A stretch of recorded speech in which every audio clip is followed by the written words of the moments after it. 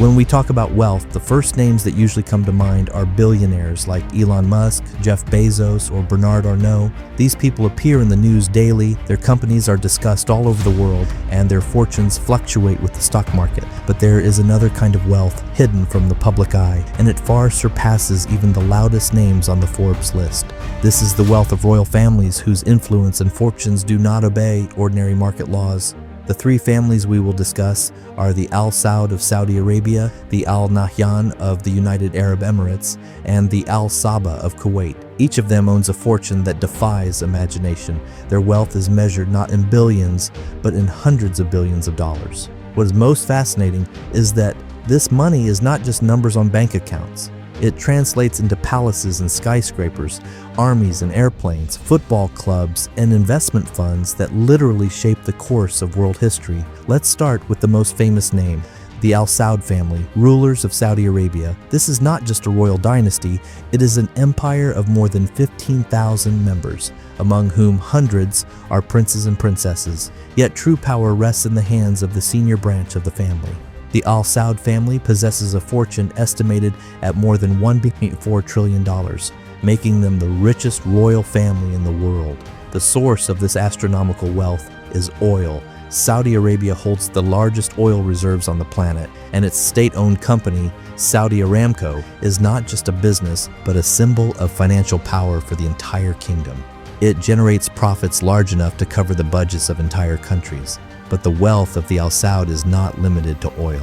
It lies in their ability to use resources to strengthen power and expand influence. They invest in real estate, technology, sports, and culture. Saudi investments have long extended beyond the country's borders. The Public Investment Fund holds stakes in some of the world's largest companies, pours billions into startups, and even acquires football clubs to boost the kingdom's global prestige. If we talk about luxury, the Al Saud lives beyond the imagination of even the wealthiest billionaires. Their palaces contain hundreds of rooms decorated with marble, gold, and rare woods. Their garages hold hundreds of luxury cars, including unique, one-of-a-kind models. They own private jets, jewel-encrusted yachts, and art collections that rival the world's greatest museums. Yet this opulence is only the surface. The true weapon of the Al Saud family is control over oil, and therefore over the energy that powers the modern world. Every crisis or fluctuation in the oil market, in one way or another, is connected to Saudi Arabia. Their decisions impact fuel prices in Europe and America, the economy of China, and even the political stability of many nations. Thus, the Al Saud family is not just about wealth. They wield power that stretches far beyond the deserts of the Arabian Peninsula. Their money gives them the ability to dictate terms to the world, and their dynasty remains a symbol of strength and grandeur unmatched by any other. If the wealth of the Al Saud family rests on oil, then the story of the Al Nahyan family is a lesson in how careful resource management, foresight, and bold investments can transform a small state into a global hub of luxury and innovation. The Emirates, as recently as the mid-20th century, were a small region surviving mainly on fishing and pearl diving. Everything changed with the discovery of oil. When the United Arab Emirates became an independent state in 1971, the Al Nahyan family, led by Sheikh Zayed bin Sultan, began to strategically direct oil revenues. But unlike many other nations where money dissolved into corruption, here it was invested into the future. That is why, today, the fortune of the Al Nahyan family is estimated at over $300 billion.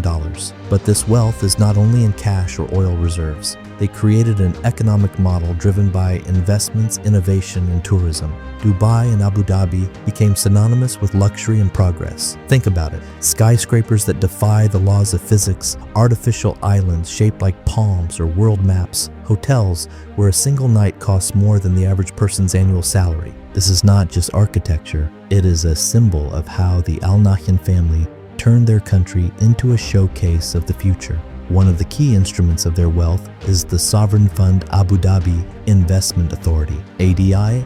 It manages assets worth more than $700 billion and invests in everything from real estate in London and New York to tech startups in Silicon Valley.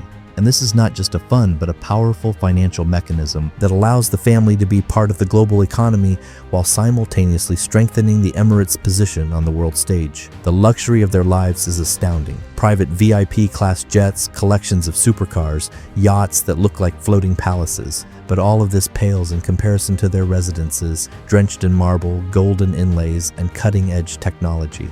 Many of these palaces resemble small cities rather than homes. Interestingly, the Al Nahyan family is also very active in sports investments. They own the football club Manchester City, which in recent years has become one of the strongest forces in global football. And this is not just about a love for the sport, it is a strategic move. Through sports, they build an image, strengthen the prestige of their country, and open new channels of influence. But if we look deeper, the true strength of the Al Nahyan family lies not only in their wealth, but in their ability to create a myth about their country.